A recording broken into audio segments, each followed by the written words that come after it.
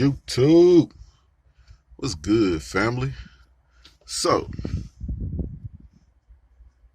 y'all already know your boy can't live without no bass. Y'all already know this. It's a given. I can't live not a one day without bass. That's just how I am, man. If I can help it, I'm going to have bass every single day.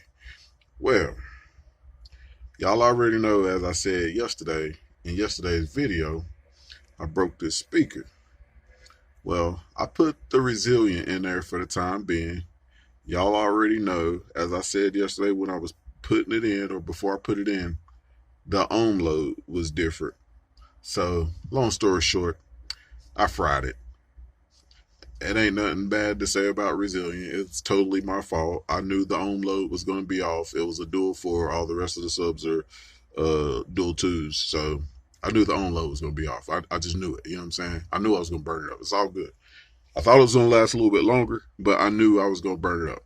So, with that being said, instead of blowing up one of the resilience every day, or instead of just going without any bass for now, hey, we had to Frankenstein this bitch. I put this on there. It's pretty fucking solid. Yeah. Put one on each leg on there. It's pretty fucking solid. Then I put this on there because of that crack, just to kind of even the weight, not the weight, but the pressure out some. I put this on there all the way to there. Then I put one of them on that leg, and then I put one of them on that leg. This is just temporary, so I can get back playing today. And for you guys that think that the baffle flex, because I know everybody knows everything. First off, usually when the baffle flexes and it breaks a basket, it breaks the basket here around the edges. First off. Second off, this baffle is definitely not flexing. Look, there's 2x4. See that? There's a 2x4 there. It goes all the way to the top. See that? There's a 2x4 that goes all the way down this side. See that? There's a 2x4 that goes all the way across up top. There's a 2x4 leg brace here, and there's another 2x4 that goes all the way across down the bottom. So, with that being said, there's no way this can flex from here to here. As you see, that 2x4 is cut out. It's on that 2x4. There's no way it can flex here. As you see, that 2x4 is there. It can't flex. There's one going across the bottom, but it definitely can't flex there. As you see, for one, it's all the way on the edge. And for two, it's at the bottom. All right. There's this much room here. So there's no flex going from here to here, because there's another 2x4 going all the way up to the top there. Like, there's no room in here for it to flex from there to there. That leg is right there to get that big area right there from flexing. And as you know, there's one going across the top, and there's one that's the finished one on the front. So there's no way this thing is flexing. Before you get your panties in a bunch and you try to tell me, oh man, you only got one baffle and it's flexing and that's why it's broke. It is not flexing, you guys. It is definitely not flexing. You know what I mean? So, think what you want to think. It's your opinion. You're entitled to it. My opinion is they didn't expect these subs to be that loud. They definitely shouldn't have put a motor this big on a stamped steel basket this thin. Like, this stamped steel basket is thin. And when I say thin, I'm talking about like thin. Like, it's super thin. Like, it makes no sense to put a motor this big on a stamped steel basket. Like, it's like an accident waiting to happen. Granted, this ain't their top sub.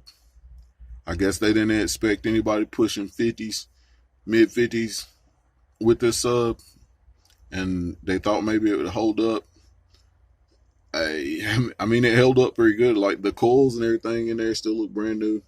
It ohms out good. Like the spider's good. Like everything's good except for this crummy, thin basket.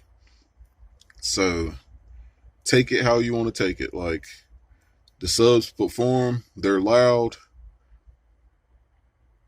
Hey, you see the situation with the box, so you can draw your own conclusions. Hey, the subs are loud. They look good. They sound good. The sound quality is good. Hey, this is the only mishap. And like I said, the sub's not blown. Like you see how Frankenstein it's going back in its hole. Like it is what it is. So yeah, I know you're wondering why I didn't try to get it warranted and all that stuff. First of all, it was sponsored to me. It wasn't sponsored to me through Ground Zero. It was sponsored through a shop, meaning a personal dealer. Himself sponsored it to me. Ground Zero didn't sponsor it to me. The dealer himself sponsored it to me. Therefore, I would have to take it back to the dealer, and then he would have to try to deal with the company to try to get it warranted. Well, last time I tried that with Scar, it didn't work so well. I'm not going that many days without no bass. It is what it is. It's just me. Yeah, I'm an idiot. So be it. It is what it is. So, therefore, this speaker's going back in here. I'm going to beat it until it falls apart again, or until it burns up, or until I get new subs. It is what it is. Whichever one comes first, hey, we'll deal with it when it gets here. But at the moment, I'm going to beat it until it falls back apart or it blows up. And if it blows up or if it falls back apart, then we'll have to figure out what we're going to do from there. I may just unhook two subs and leave that one side not playing and play just the other two subs just to have bass right now. Like there's possibilities. We'll figure out what we're gonna do. Honestly, if I'm being 100% honest, like I always am with you guys, I'm probably going to just get some new subs. I mean, it is what it is. Considering I blowed one of my resilience, being an idiot, hooking it up at the wrong ohm load, even though I knew the ohm load was wrong. I think I would just go with some resilient golds, honestly. I should have done that in the first place, but I didn't want to spend that much on it because it's supposed to be budget and it's supposed to be the work truck. But that's why I bought the entry level resilience in the first place. I didn't want to go high powered, all that stuff. But considering, I think I gotta get a new sub. I'm not buying one sub to match the entries and going back down. For one, I don't want to run half on amp full time. And for two, I don't want to buy a super big amp just to get the power that I need at 2 ohm. So the only options would be getting subs with a different ohm load, or buying one more sub just to replace this one, which I don't want to do. If I'm going to spend that much money on a sub, it's going to be a sub that I like and I want. If I got to spend $350 on a sub, then I'm getting new resilience. It is what it is. I like resilience. I love resilience. I haven't seen anything remotely close to touching resilience performance for the money. I'm not saying there's no speakers that won't outperform resilience. I'm saying for the money, resilience are basically the loudest things out for the money. So that being said, I'm probably going to get 4 resilient golds to put in here, but I'm not in a hurry to do it. You already know. I just want my shit to play every day, constantly, and not be broke. You know what I'm saying? Like, it don't got to be the loudest or whatever. I just want it to be durable. With that being said, you already know I got to fix Savage first, and I got to fix my girl's car first, and I got to do the race car and all that shit. So yeah, I'm not in a hurry to buy new subs for this project. I had just bought those resilience and the Smart 3 and all that beforehand of getting this stuff. Well, now I have 3 of my resilience because I blew the one, and I do still have the base 3K. So like I could legitimately buy one more of those subs and put them back, but I do not like the power drain of that base 3K running half on. It will do it all day, it will play, but I would have to do a whole lot to my electrical. I'd have to do the alternator, another running wire, and you know what I'm saying, some other things to my electrical to run that 3K as efficient as I can and as cool as I can. I would have to add a whole lot of electrical, which I don't want to do. This is the work truck.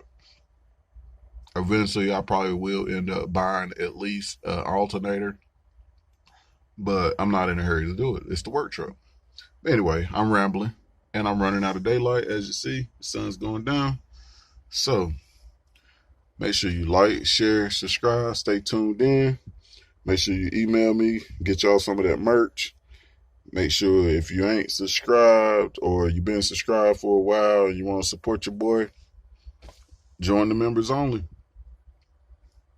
And if you are local in the North Carolina area, if you want to come to some base meets, hit me up on Instagram or email me.